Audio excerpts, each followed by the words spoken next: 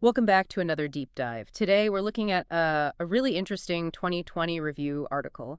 It's called The Recent Progress and Applications of Digital Technologies in Healthcare. Yeah, fascinating stuff. Absolutely. So our mission today is to sort of unpack how these digital tools think AI, big data, telemedicine are really changing medicine, diagnosis, treatment, even how doctors learn. Right. But also the challenges, which are significant. Exactly. We need to look at the hurdles too before these things are everywhere. Okay, let's dive in. Let's start with artificial intelligence.ai. It feels like it's everywhere now. How is it specifically changing diagnosis and treatment for patients? Well, what's fascinating here is how tangible the difference is already, especially in medical imaging. Okay. You've got companies like GE Healthcare, Canon Medical Systems.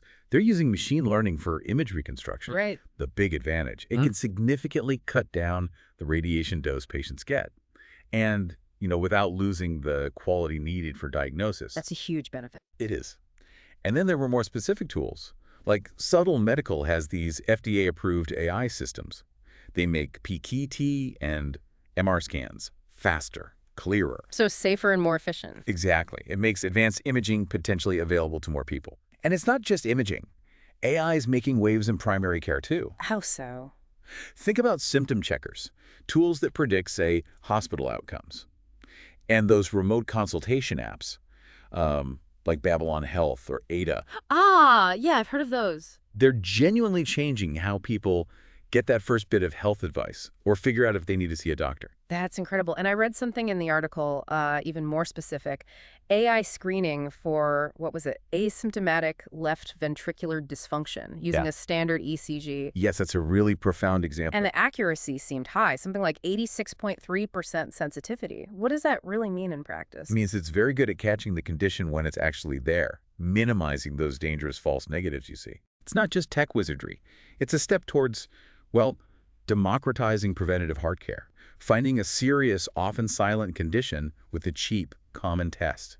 That could save so many lives. A huge leap in prevention. And of course, behind all this, Right. data, lots and lots of data. So how does big data fit into this revolution? Big data is basically the fuel here. It's usually defined by the three Vs. The three Vs. Yeah, the sheer volume of information, the incredible velocity it's generated at, and the huge variety of data types. Think electronic health records, EHRs. They generate massive amounts. Right.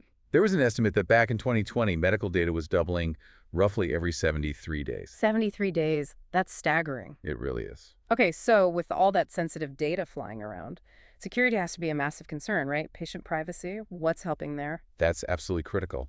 And blockchain technology is showing real promise.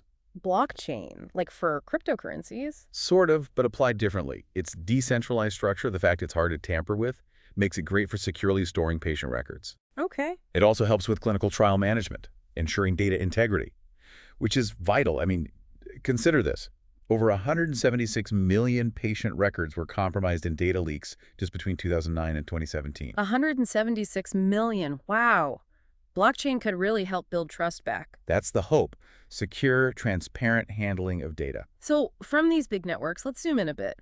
Smart devices, things we wear every day. How are wearables changing patient care? Yeah, things like the Apple Watch, say, Series 4 and later. They can monitor your heart function continuously. Detecting things like AFib. Exactly. Atrial fibrillation, falls, even unusual heart rates like bradycardia or tachycardia. This enables really effective remote care. Meaning fewer hospital visits sometimes? Potentially, yes. Reducing costs and hassle. But it's important to distinguish, between a basic fitness tracker and a proper medical-grade device. Right. Different levels of data accuracy and privacy concerns, I imagine. Precisely. How that health data is used and protected is key. And just to round off the applications, the article also mentioned virtual clinical trials and telemedicine's reach. Right. Quick mentions, but important. Virtual trials let patients participate from home. Huge convenience. And telemedicine, well, its reach is massive disaster zones, rural healthcare, even prisons. It really opens things up. Okay, the progress is clearly amazing. Yeah. But let's talk downsides. What are the big hurdles, the challenges we still face? Yeah, this raises some really important questions. The challenges are definitely there. Reliability, accuracy. These things have to be spot on when health is involved. Of course. We absolutely need official regulations, proper scientific validation before any new tech is rolled out widely. And then there are the human factors, fears about AI replacing doctors, you know, especially in areas like radiology or pathology. I could see that concern. And there's a digital literacy gap, not just for patients, but sometimes for healthcare providers too. That creates barriers to access. And what about the ethical side you mentioned earlier? Privacy is one thing, but what else? Well, besides the huge privacy implications of collecting so much data, there's a real concern about equity. Will these advanced digital services mainly benefit the wealthy? Creating a sort of digital divide in healthcare. Potentially, yes. Even though there are promising developments with mobile health apps in developing countries, ensuring fair access for everyone is a major ethical challenge. Okay, so to wrap up, it's undeniable digital health is transforming things globally. Diagnosis, treatment, education, making care more accessible, more flexible in many ways. Absolutely. These technologies are reshaping healthcare. But, and it's a big but, we need that solid scientific research, that validation. And we have to constantly grapple with the ethical side, privacy, fairness, access. It's a complex landscape we're navigating. It really is. So a final thought for you, our listener. Considering this incredible pace of change, how do you see your own personal healthcare journey evolving in, say, the next 10 years with these digital tools? And maybe, what role will you play in managing your own health information? Something to think about.